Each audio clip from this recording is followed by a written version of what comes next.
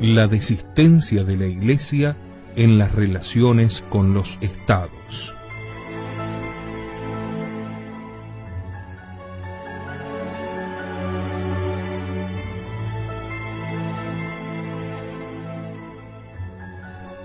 La desistencia de la autoridad que hemos indagado en nuestro programa anterior de la Iglesia, profundizando en la reforma del Santo Oficio, se manifiesta también en las relaciones con los estados, bajo la forma de esa condescendencia con la cual la Iglesia participa en ese gran proceso tendente a la distensión internacional. El hecho es manifiesto, pero no nos adentraremos en una materia que no corresponde directamente a este trabajo y que nos llevaría a sacar a la luz algún suceso famoso. Aludimos sobre todo a la remoción del cardenal József Mindszenty de la sede primada de Hungría o a la voluntaria humillación de la legación pontificia durante las celebraciones del año 71 para la toma de posesión del nuevo patriarca ortodoxo. El cardenal Willebrand y toda la delegación papal escucharon sin ningún movimiento o acto de protesta las acusaciones contra la Iglesia romana. Aludimos, en fin, a las demostraciones de simpatía del Papa Pablo VI hacia la Iglesia cismática de China, que fue condenada, sin embargo, por el Papa Pío XII en 2 cartas encíclicas de 1956. Nos extenderemos, sin embargo, un poco más sobre el sintomático de los actos que manifestaron la actitud de rendición de la Iglesia ante el Estado moderno. En las relaciones entre las dos potestades, la revisión del Concordato italiano de 1929 es el hecho más señaladamente significativo del cambio realizado por la Iglesia Católica en su filosofía y en su teología.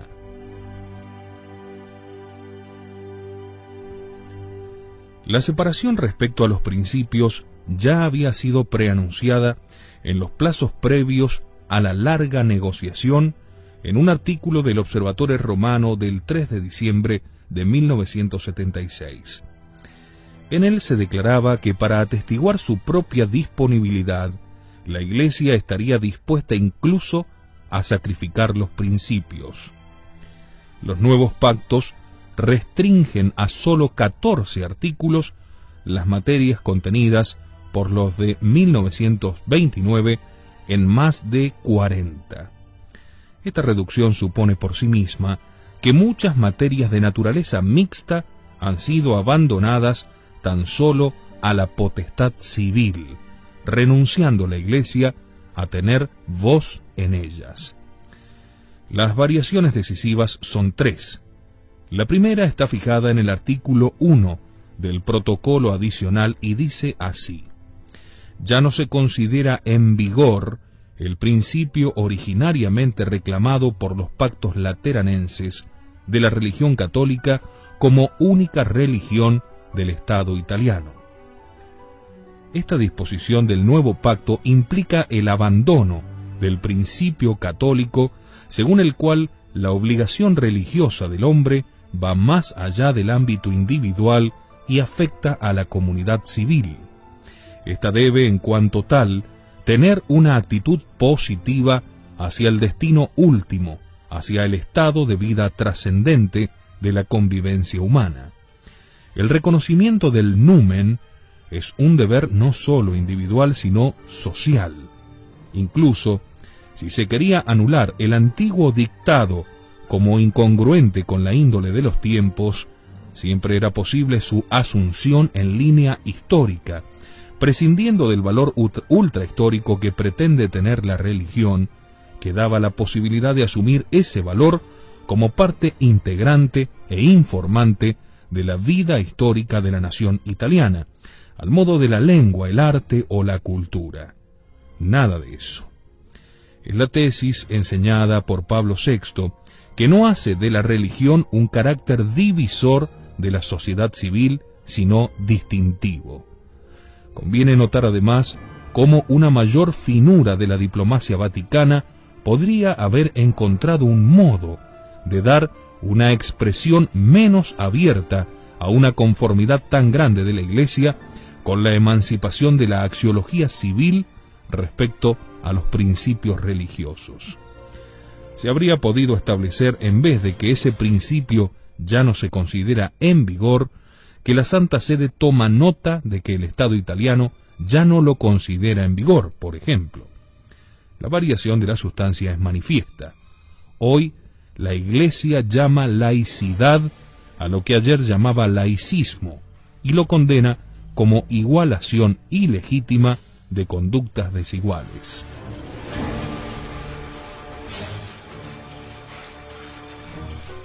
Por último, conviene observar que los pactos firmados el 12 de febrero de 1984 no solo reforman el Concordato de 1929, como todos reconocen, sino también el tratado que regulaba la soberanía e independencia temporal del papado.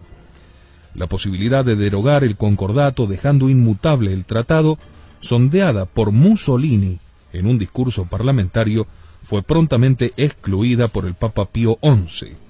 No sé cuál es la legitimidad de un procedimiento que abroga en un pacto la cláusula de otro pacto sin citarlo, pero el hecho, poco advertido en los discursos y en la prensa, es que el artículo primero del protocolo adicional, firmado el 18 de febrero del 84, abroga tácitamente los artículos 1 y 2 del Tratado de 1929, que establecen que Italia reconoce y afirma el principio por el cual la religión católica, apostólica y romana es la única religión del Estado.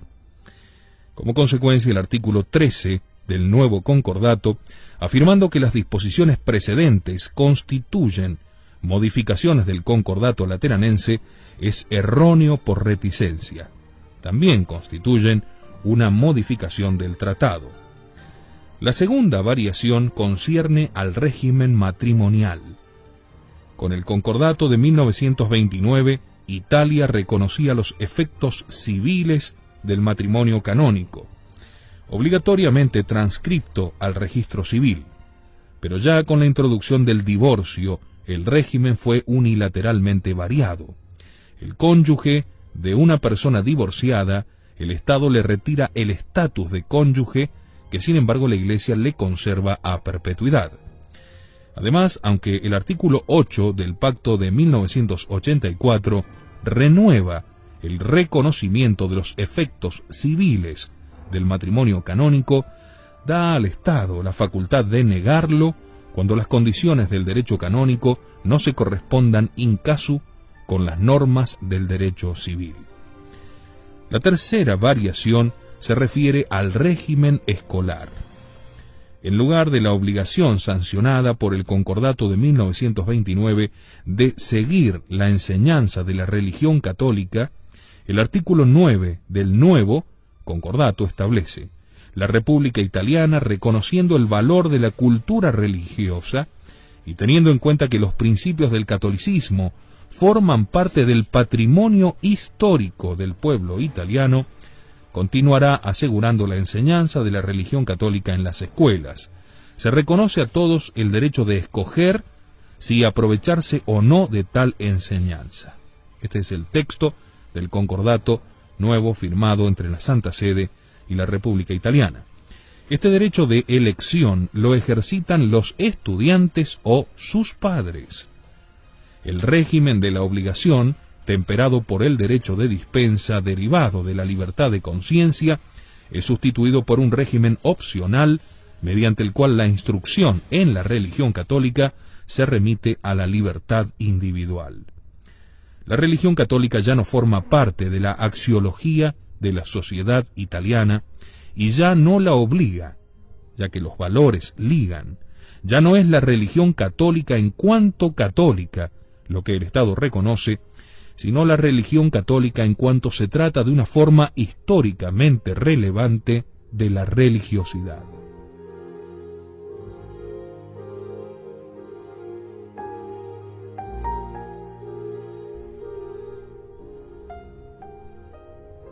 Es la tesis, en definitiva, de la religión natural como núcleo de todas las religiones, por la cual todas ellas tienen un valor. Es el fondo, como tantas veces hemos dicho, del espíritu del siglo presente.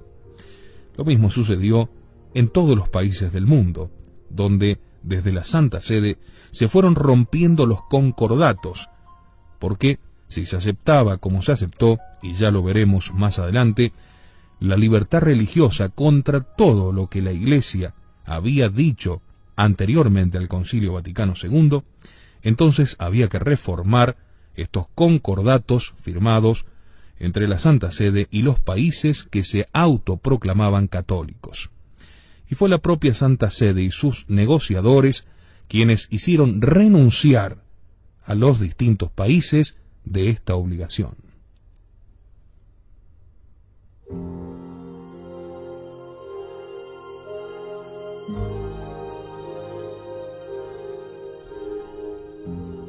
Ni siquiera sobre un punto vital de la política escolar abandonaron los negociadores la línea de la condescendencia y de la renuncia.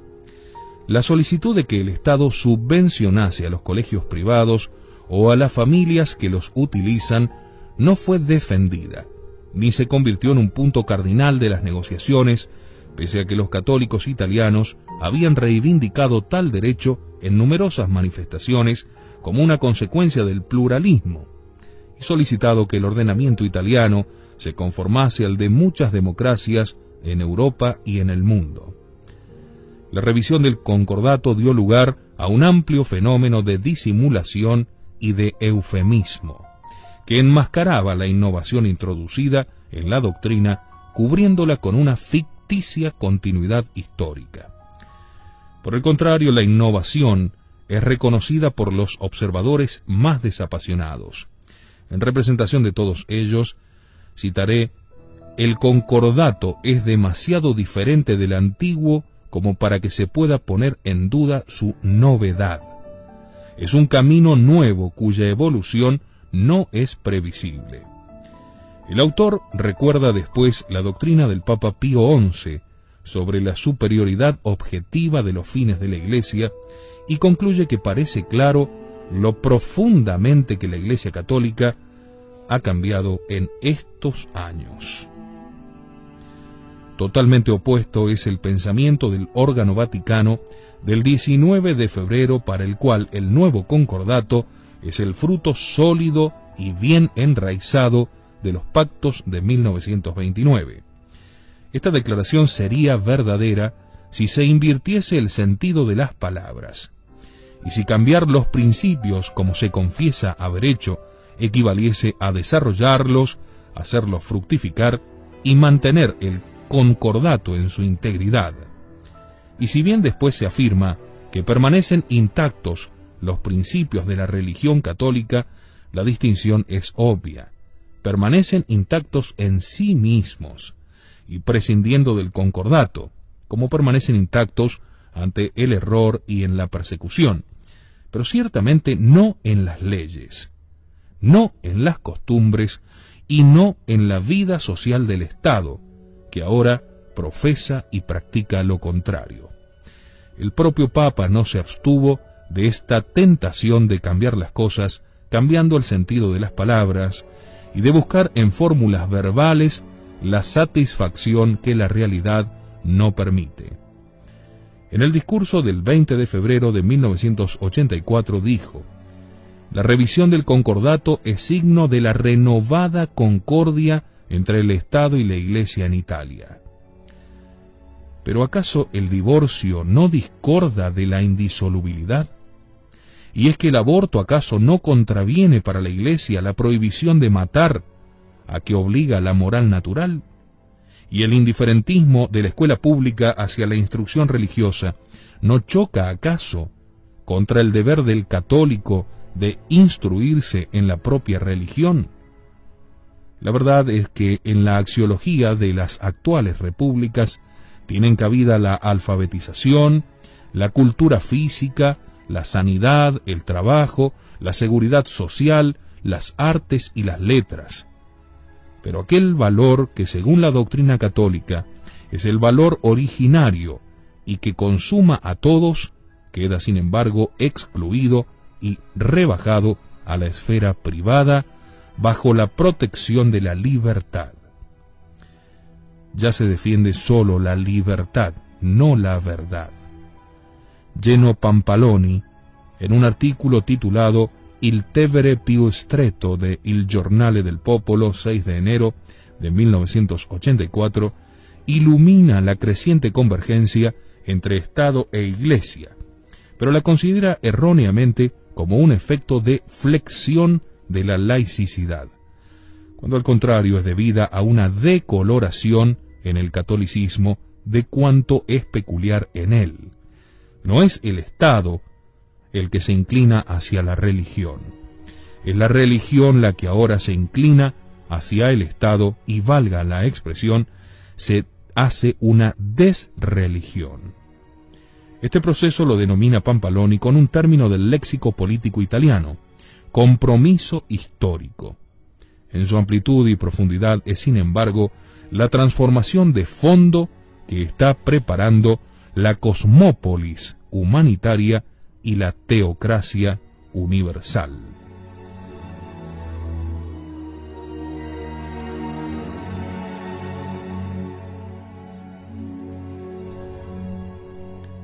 La disposición propia de Pablo VI a disimular las dificultades de la Iglesia no podía persistir en la mente del Papa, ya que tal disposición constituye en cierta manera un estado violento, y ya hemos visto en sus clarísimas denuncias de esas dificultades. Estas denuncias culminaron, por otra parte, en los dos discursos del 11 y 18 de septiembre de 1974, que dejaron atónita a la opinión mundial. Fueron acogidas en su texto integral por los mayores órganos de estudios históricos y políticos, y tuvieron un largo comentario en el Observatore Romano en la pluma de su director. El hecho proveniente tanto de Oriente como de Occidente es el firme avance de un secularismo descristianizante. Después de haber reconocido la enemistad teórica y práctica del mundo moderno con la religión en general y con el catolicismo en especial, y abandonándose a un movimiento de tristeza espiritual, el Papa Pablo VI confiesa no sólo que la religión parece no tener una próspera existencia en este mundo, sino que parece, a quien observa las cosas superficialmente, algo impensable en nuestros días, dice el Papa. Parece una iglesia destinada a apagarse y a dejarse sustituir por una concepción científica y racional del mundo, más fácil y experimentable, sin dogmas, sin jerarquías, sin límites, al posible goce de la existencia sin cruz de Cristo. La Iglesia, dice el Papa, sigue siendo todavía una gran institución, pero abramos los ojos, dice textualmente, en estos momentos, bajo ciertos aspectos, está sometida a graves sufrimientos, oposiciones y contestaciones corrosivas.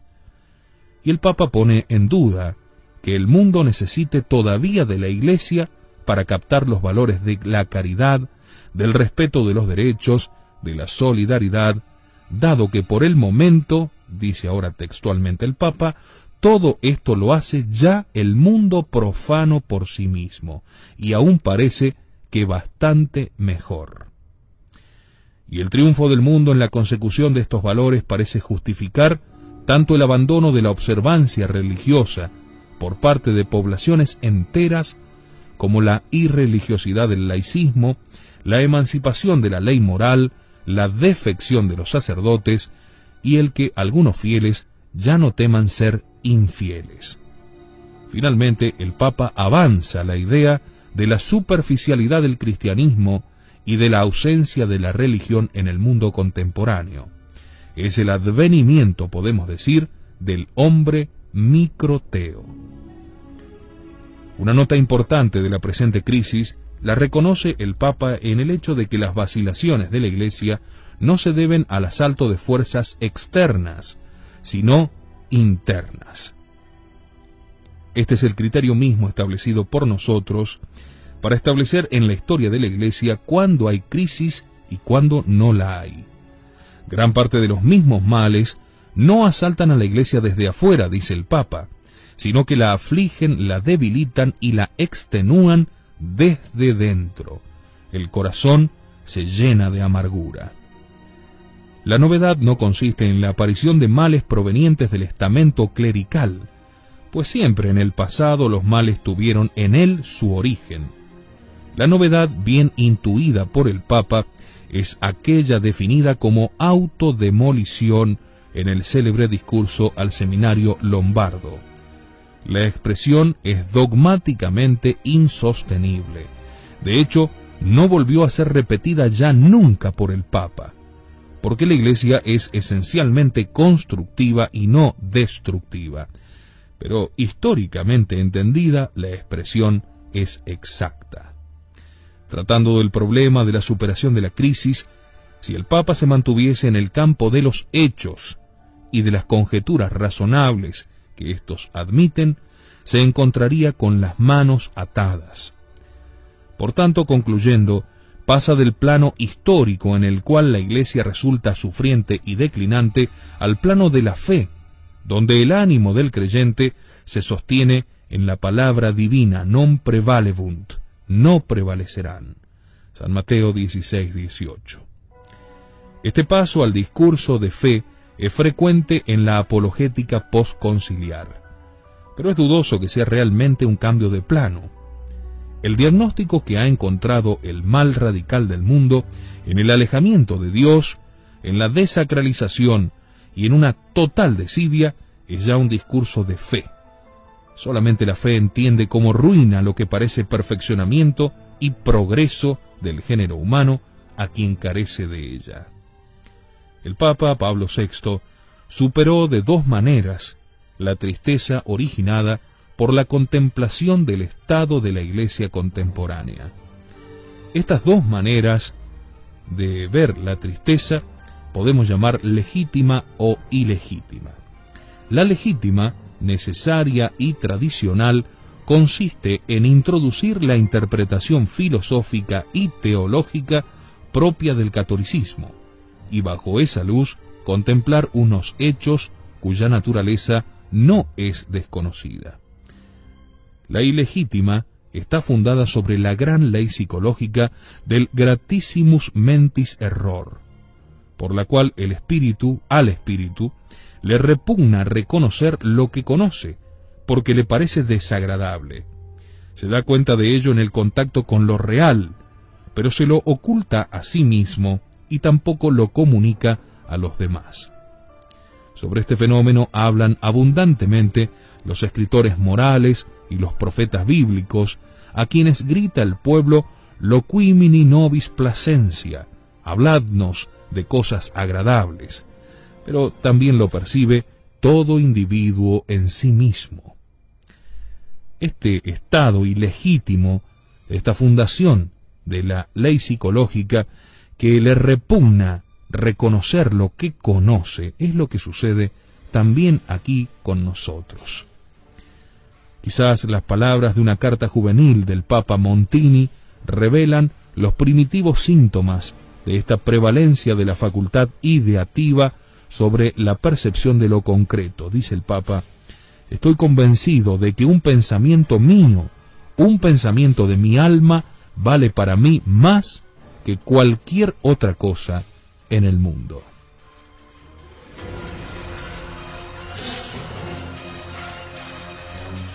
Solamente para quien conoce poco las agustinianas Letabre, Recovecos, o el manzoniano batiburrillo en que consiste el corazón humano, incluso el del Papa, ¿no?, puede resultar sorprendente encontrar en el mismo discurso de Pablo VI, contiguas y ligadas, la tristeza correlativa a la realidad y el triunfalismo que la esfuma, transfigura o literalmente invierte. Por ejemplo, En el discurso del 16 de noviembre de 1970, el Papa ha pintado vivamente el estado lamentable de la Iglesia posconciliar. Externamente es la legalidad opresora de tantos países la que encadena a la Iglesia. Ella sufre, lucha, sobrevive como puede porque Dios la asiste. Pero además, internamente, es para todos motivos de estupor, de dolor y de escándalo ver que precisamente desde dentro de la Iglesia nacen inquietudes e infidelidades, y a menudo por parte de quienes deberían, por el compromiso adquirido y por el carisma recibido, ser más leales y más modélicos. Y lo son también las aberraciones doctrinales, el alejamiento respecto a la autoridad de la Iglesia, el generalizado libertinaje de las costumbres y el desprecio de la disciplina en el clero. Sin embargo, pese al onus grave anunciado tan articuladamente, el Papa ve idealmente algo de positivo en la situación, e incluso llega a denominar signos maravillosos de vitalidad, de espiritualidad y de santidad. Los ve, pero indistintamente los ve e indistintamente los anuncia, transportado como está por los movimientos de su facilidad ideativa. Hasta en las vísceras de los errores dogmáticos, que él sin embargo condena vigorosamente en la encíclica Mysterium Fidei, el Papa encuentra razones de un relativo aplauso, hallando hasta en la herejía que niega la presencia real, como dice textualmente, el laudable deseo de escrutar tan grande misterio y explorar su inagotable riqueza. La propensión papal a no apagar esa lucecita humeante se excede aquí incluso hasta considerar loable la tentativa de quienes intentan restringir y disolver el misterio. Pero también, en otras alocuciones, la tendencia de Pablo VI al irrealismo le lleva a confundir las figuraciones de su pensamiento con la consistencia de los hechos. A causa de una especie de generalizada sinécdoque, cualquier parte, incluso diminuta e irrelevante, queda afectada por un valor exponencial ilusorio y se relaciona con una escala mayor para convertirla en indicio de hechos generales.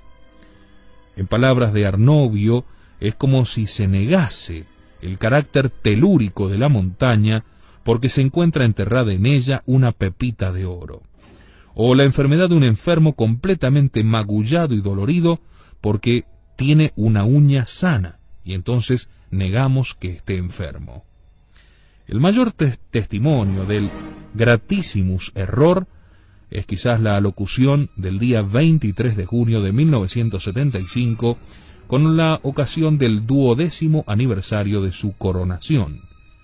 Después de haber dicho el Papa Pablo VI que el Vaticano II ha iniciado realmente una nueva era en la vida de la Iglesia de nuestro tiempo, el Papa exalta la grandísima sintonía de toda la Iglesia con su supremo pastor y con los propios obispos.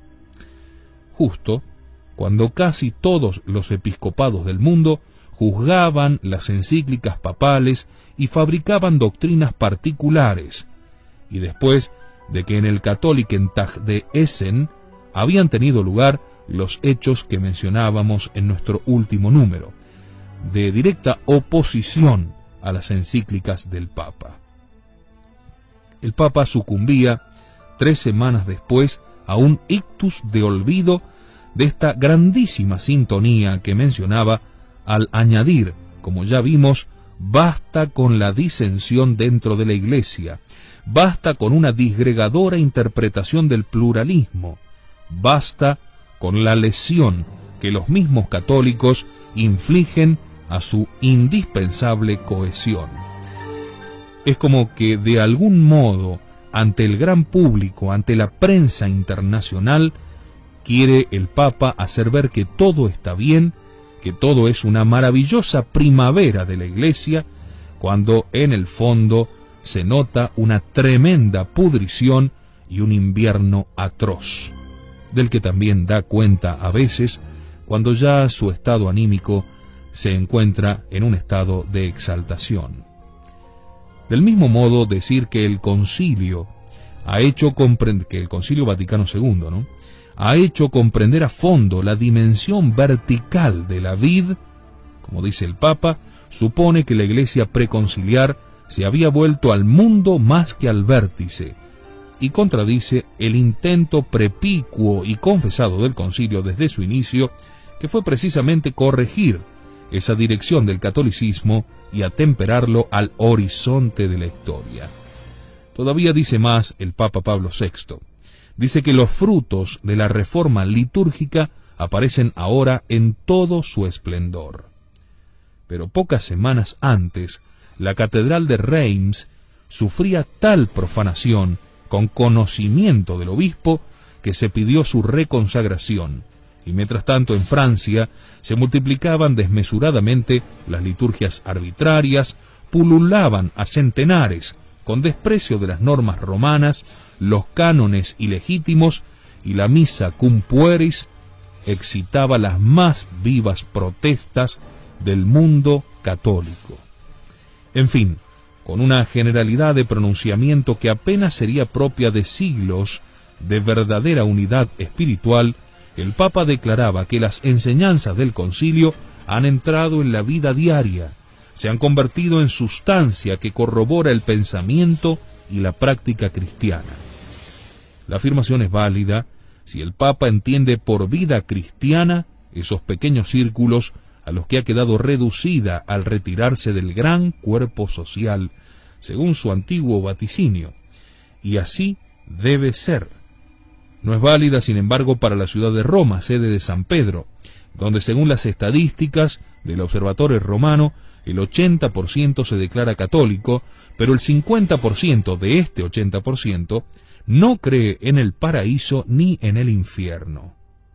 Tampoco es válido a la luz de los hechos posteriores, ya que en mayo del 81, solo el 22% de los romanos se pronunciaba contra el aborto, demostrando así que el diagnóstico era totalmente exagerado y alejado de la realidad.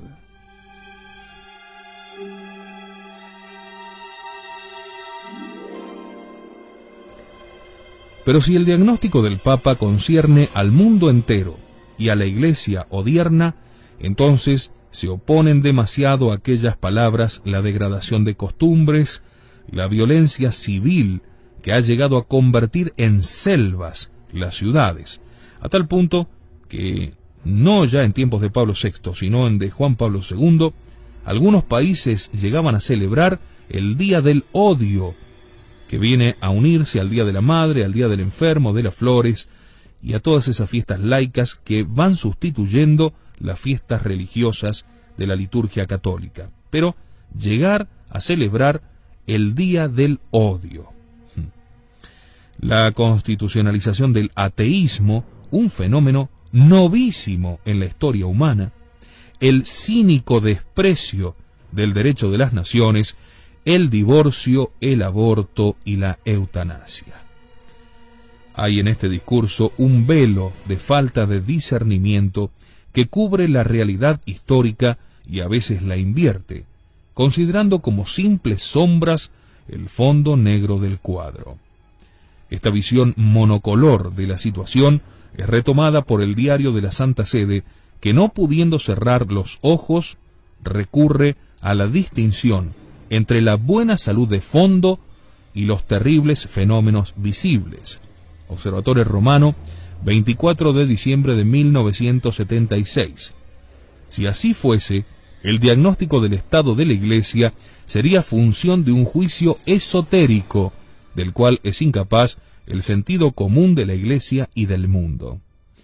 Ahora bien, aun siendo verdad que el substrato de la Iglesia es un principio invisible que lleva a cabo en el fondo de la conciencia acciones de por sí invisibles, es cierto también que perteneciendo ese algo invisible a la historia, se manifiesta en el orden de los hechos.